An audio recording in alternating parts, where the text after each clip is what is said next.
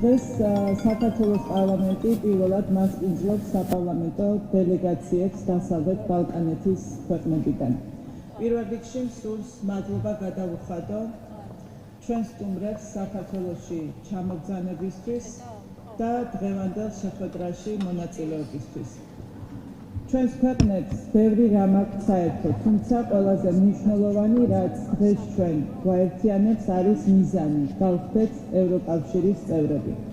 საქართველოს გასული წლის 14 დეკემბერს მოიპოვა ევროკავშირის წევრობის კანდიდატის სტატუსი.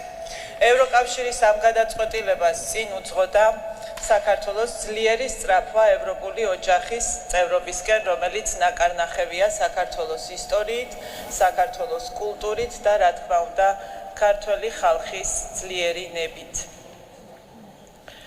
ამ ისტორიულ მომენტამდე განვლილი გზა არ იყო მარტივი ჩვენი ქვეყნისთვის. საქართველოს დიდი ძალისხმევა გასწია იმისთვის, რომ ევროკავშირის წევრი ქვეყნები მისულიყვნენ ამ გადაწყვეტილებამდე და გაეღოთ ევროკავშირის კარი ჩვენი ქვეყნისთვის. ტერიტორიების 20%-ის ოკუპაციის და უსაფრთხოების უზარმაზარი გამოწვევების მიუხედავად ქვეყნის ტრანსფორმაცია, ტოტალიტარული მმართველობის ფორმის ჩანაცვლება, დემოკრატიული დღის წესრიგით და წარმატებული რეფორმები იქცა მთავარ ქვაკუთხედად ჩვენი ევროპული ინტეგრაციის გზაზე. ბუნებრივია ამ პროცესში ჩვენ განსაკუთრებულ ყურადღებას ვუთმობთ ევროკავშირის ინსტიტუტებთან და ევროკავშირის წევრ ქვეყნებთან ჭიდრო ურთიერთობებს. თუმცა დღეს არანაკლებ მნიშვნელოვანია ევროკავშირის მომავალ წევრ სახელმწიფოებთან ჭიდრო ურთიერთობები. უნდა ვთქვათ, რომ სამწუხაროდ დასავლეთ ბალკანეთის ქვეყნებთან ჩვენი რთული ისტორიიდან გამომდინარე ამ დრომდე საკმაოდ მწირი ურთიერთობები გვაკავშირებს და ეს აუცილებლად უნდა შევცვალოთ. დასავლეთ ბალკანეთის რეგიონის ქვეყნები დიდი ხანია ევროკავშირში გაწევრიანების პროცესში არიან. ბუნებრივია მათი გამოცდილება ჩვენთვის განსაკუთრებით საინტერესოა და მნიშვნელოვანი. დღევანდელი შეხვედრის იდეაც სწორედ ეს არის, მეტი გავიგოთ ერთმანეთის შესახებ, გავუზიაროთ ერთმანეთს გამოცდილება, ვიმშოლოთ იმ საკითხებზე, რაც საერთო მიზნის ევროკავშირში წევრობის მიღწევაში დაგვეხმარება. ჩვენ კარგად ვაცნობიერებთ, რომ გზა, რომელიც ევროკავშირის წევრობამდე უნდა გავიაროთ, არც სწრაფია და არც მარტივი. დასავლეთ ბალკანეთის რეგიონის ქვეყნების გამოცდილება, პროცესები, რაც მათ განვლეს და გამოწვევები, რომლის წინაშეც დღეს დგანან, რა თქმა უნდა, ჩვენთვის საყურადღებოა. პარლამენტების როლი ევროკავშირში ინტეგრაციის პროცესში არის გამორჩეული. სწორედ ამიტომ მოვიწვიეთ პარლამენტის წევრები დასავლეთ ბალკანეთის ქვეყნებიდან ამ ფორმატში, რომ საფუძველი ჩაუყაროთ პოლიტიკურ დიალოგს საქართველოსა და დასავლეთ ბალკანეთის ქვეყნების პარლამენტებს შორის ევროკავშირში ინტეგრაციასთან დაკავშირებულ საკითხებზე. იმედს გამოვთქვამ, რომ დღევანდელი წარმატებული შეხვედრა მომავალში ჩვენს ქვეყნებს შორის ურთიერთობების გაღრმავების კუთხით წინ გადადგმული ერთი დიდი ნაბიჯი იქნება.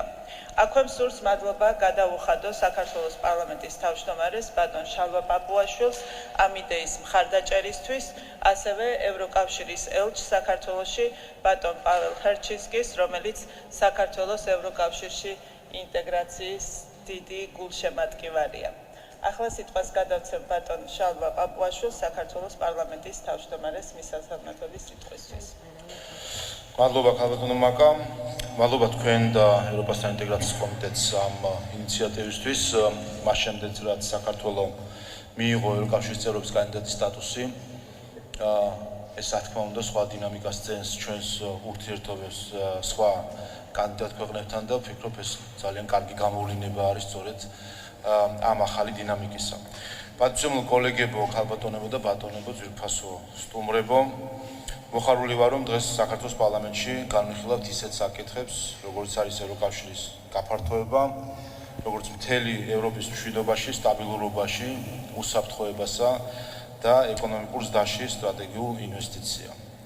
საქართველოს ევროკავშირის წევრობის მოსურნე ქვეყანათა ჯგუფს კანდიდატი წევრის სტატუსის მინიჭებით სულ ახლახან შეუერთდა გასული წლის ისტორიული გადაწყვეტილება ჩვენ მიერ გაწეული დიდი შრომისა და მიღწეული შედეგების აღიარება. ასევე ჩვენი ქვეყნის ევროკავშირში გაწევრიანების გზაზე მნიშვნელოვანი ნაბიჯი იყო. ვაცნობიერებთ, რომ ევროკავშირში გაწევრიანება ხანგრძლივი პროცესია, რომელიც სათანადო მოთმინებასა და დიდ შრომას მოითხოვს. ამ პროცესში მნიშვნელოვანია საუკეთესო გამოცდილების შესწავლა იმ ქვეყნებში, რომელიც წლების განმავლობაში ამ გზას ადგანა და ევროკავშირის სტანდარტებთან დაახლოებაში ღირებული გამოცდილება დაუბრუნდა. ამ მხრივ ჩვენი პარლამენტიც მაგალითია იმისა, როდესაც სხვა დირექტივების გათვალისწინება ხდება ქართულ კანონმდებლობაში, თუ რამდენად ღირებულია სხვა ქვეყნების განსაკუთრებით ევროკავშირის ახალი წევრი ქვეყნების თუ კანდიდატი ქვეყნების კანონმდებლობისში ჩახედვა, ასევე კოლეგებთან ურთიერთობა იმისთვის, რომ ზუსტად მივხვდეთ ხოლმე დირექტივის მნიშვნელობას, შინაარსს და მის შიდა კანონმდებლობაში დამკვიდრებასთან დაკავშირებულ გამოწვევებზეც და ასევე უპირატესობებს. შესაბამისად, განსაკუთრებული ინტერესით მასპინძლობ საქართველოსა და დასავლეთ ბალკანეთის ქვეყნების პარლამენტთაშორისო კონფერენციას ევროინტეგრაციის საკითხებზე, რომელიც მიზნად ისახავს ევროკავშირში გაწევრიანების საკითხებზე გამოცდილების გაზიარებას და თანამშრომლობის გაღრმავებას საერთო ინტერესების სფეროებში. აქ იგულისხმება ისეთი საკითხები, როგორებიცაა გაწევრიანების მოლაპარაკების წარმოების პროცესი, გაწევრიანებამდე ინსტრუმენტით გათვალისწინებული დახმარებები, ევროპეიზაციის პროცესის უკეთ მართვა და ასე შემდეგ. ჩვენთვის საინტერესოა ის გამოწვევებიც, რომელთაც წინაშეც აღმოჩნდნენ დასავლეთ ბალკანეთის ქვეყნებში ამ გზაზე, იმედია საქართველოს გამოცდილებაც საინტერესო იქნება დღევანდელი ღონისძიების მონაწილეებისთვის. ახლო მომავალში ჩვენ ყველა ერთი დიდი ოჯახის სრულუფლებიანი წევრები ვიქნებით. შესაბამისად, ჩვენ მზად ვართ დღესვე ვიყოთ თქვენი მჭიდრო და ღირებული პარტნიორი. ასევე ხელი შევუწყოთ დასავლეთ ბალკანეთსა და ევროკავშირის აღმოსავლეთ სამეზობლოს შორის თანამშრომლობის ხიდების მშენებლობას. გაბატონებო და ბატონებო, ევროკავშირში გაწევრიანების გზაზე ჩვენი ქვეყნების წინსვლისთვის მნიშვნელოვანია თანდათან მოგვეცეს ევროკავშირის ერთიანი ბაზრით გათვალისწინებულ თავისუფლებებზე მეტი წვდომა, რაც მეტ ხელშესახებ შედეგს მოუტანს ჩვენს მოქალაქეებს. პროგრესული ინტეგრაცია ევროკავშირის სრულფასოვანი წევრობისათვის ჩვენი ქვეყნებისა და მოქალაქეების მომზადების ერთ-ერთი საუკეთესო გზაა. გასულ წელს საქართველოს მიენიჭა ევროკავშირის ტრანსპორტის თანამეგობრობაში დამკვირვებლის სტატუსი, რაც ხელშეუწყობს ჩვენს პროგრესულ ინტეგრაციას ევროკავშირის სატრანსპორტო ბაზარზე, ასევე საქართველომ განაცხადი შეიტანა ერთიანი ევროგადახდების სივრცის, როუმინგის ერთიანი სივრცის და ევროკავშირის სამოქალაქო დაცვის მექანიზმის წევრობას. ჩვენი მოქალაქეები განსაკუთრებით სწორედ ამ გზით იგრძნობენ ევროკავშირიდან მომდინარე სიკეთეებს. ძვირფასო კოლეგებო, მოხარული ვარ, რომ დღეს ამ ახალი ფორმატის ფარგლებში მასპინძლობთ, დარწმუნებული ვარ, წინ საინტერესო განხილვები გველის, ჯერა, რომ ჩვენი თანამშრომლობა და გამოცდილების გაზიარება მნიშვნელოვნად შეუწყობს ხელს ჩვენს შემდგომ ევროპულ ინტეგრაციას. ჩვენი ქვეყნების მომავალი ევროკავშირშია და ერთმანეთის მხარდაჭერა ამ გზაზე აუცილებლად მივიყვანს ჩვენ სამყარო მიზნამდე. მადლობა. დიდი მადლობა. ევროკავშირი არის ის იდეა, რომელიც საფუძვლად დაედო ჩვენს დღევანდელ შეხვედრას და ახლა ვთხოვ საქართველოში ევროკავშირის ელჩს ბატონ პაվել ჰერჩინსკის მისასალმების სიტყვას. Thank you very much, ladies and gentlemen, dear friends. Let me first congratulate our Georgian hosts for Georgia becoming candidate country for the European Union.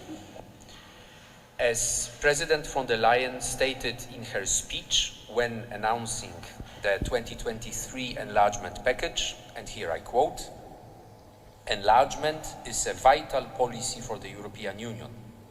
Completing our union is the call of history.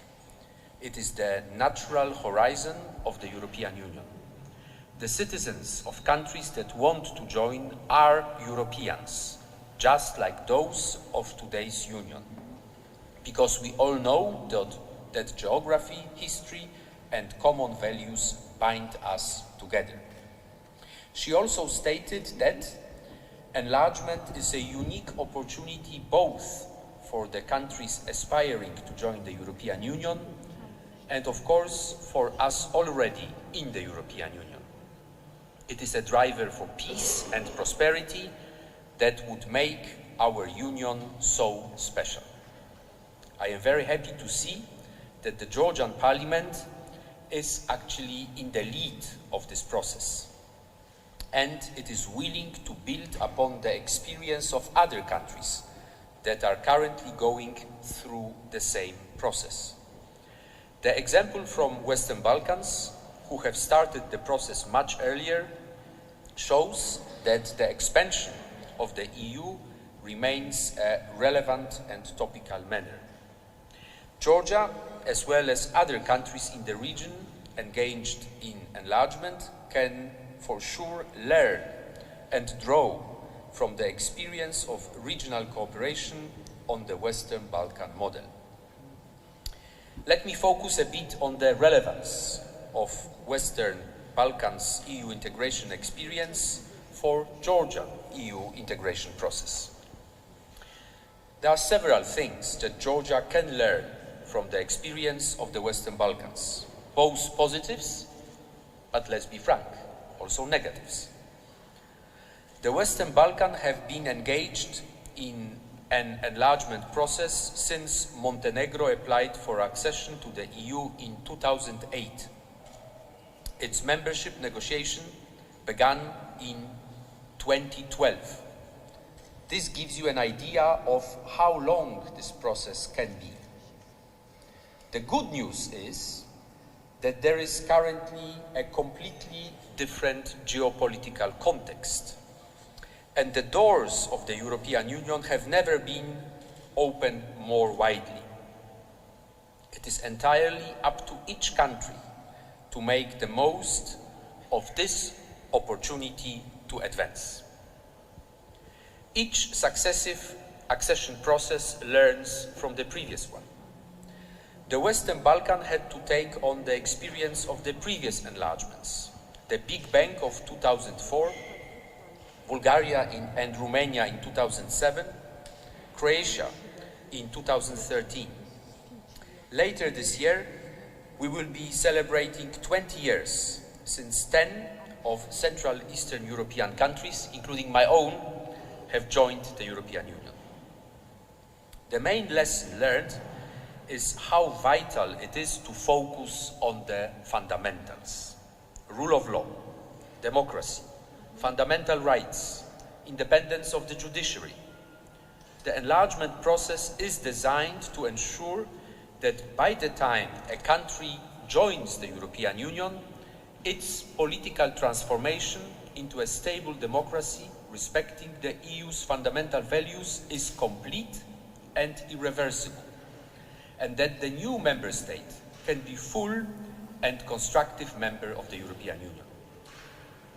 European Union integration is very much interlinked with regional cooperation. Western Balkans have understood this and are working out their bilateral differences for the greater good of their EU integration process. The Western Balkan countries present here today are advancing in the process due to their diligent reforms and careful follow-up of recommendations of the European Commission. At the same time, Georgia has certain advantages of the Western Balkans. The association agreement and DCFTA prepared for Georgia has already included a comprehensive reform process covering most areas of the acquis. So when Georgia applied for membership, it was already well underway to align with EU technical norms and standards. The stabilization and association agreements with Western Balkans countries were not as far-reaching as association agreement and DCFTA with Georgia. Georgia has a very strong public administration, something that most Western Balkan countries are still in the process of building. This is really an advantage when it comes to preparing for alignment, as Georgia will be able to adopt and implement reforms. And finally, Georgia enjoys an overwhelming public consensus that Georgia should join the European Union. This is a solid base with which to build those reforms, some of which will be really demanding. All of you can learn from all of the previous experiences. There is a large body of experts that can provide assistance on the technical reforms necessary to join the European Union, in particular from those countries that have joined in the last 20 years. As European Union, we are always proposing more innovative forms of assistance, not only for funding and investment, but also capacity building, so that your countries know how to meet EU standards. A few words about Georgia's process. As for Georgia and the implementation of the 12 priorities last year and currently the 9 steps, the role of the Parliament is crucial. I encourage all political leaders in Georgia to look at these reforms very seriously. The experience from the Western Balkans is that countries which approach these reforms in this manner will advance faster than those that make only cosmetic changes. Make no mistake, these reforms are intended to be transformational. One cannot forget that there is more needed than to work on the 9 steps. The country report for Georgia, published in November, sets out a clear set of recommendations for each of the chapters of the EU acquis. Recommendations that need a lot of work, and I want to stress here joint work of the Parliament, the government, the opposition, the civil society. If Georgia wants to know what to do over the next months and years in each and every area covered by the process, that report provides most of the answers. Often, the recommendations are similar. Adopt a law, create the necessary administrative structure, devote time to staffing that structure and developing the capacity to implement, and then enforce the acquis. Many areas take time and are costly. From this point of view, the earlier you start, the easier it will be. And as you advance and start applying EU standards, you can attract investment, including private sector investment, to help create wealth and develop standards in the country. Investors appreciate stability that comes from applying the EU rules and being integrated into the single market.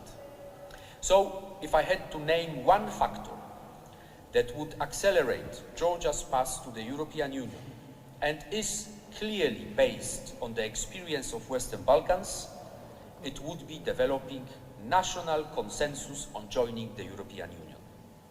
All political forces setting aside their political differences to work together to deliver on those reforms. All our experience is that a lack of political consensus slows down the accession process. The European Commission will soon start to draft its next country report for Georgia and all other enlargement countries, taking into account all progress made since mid-June last year up to the mid-June this year. I sincerely hope that all enlargement countries present here will significantly advance in their EU integration process. Thank you.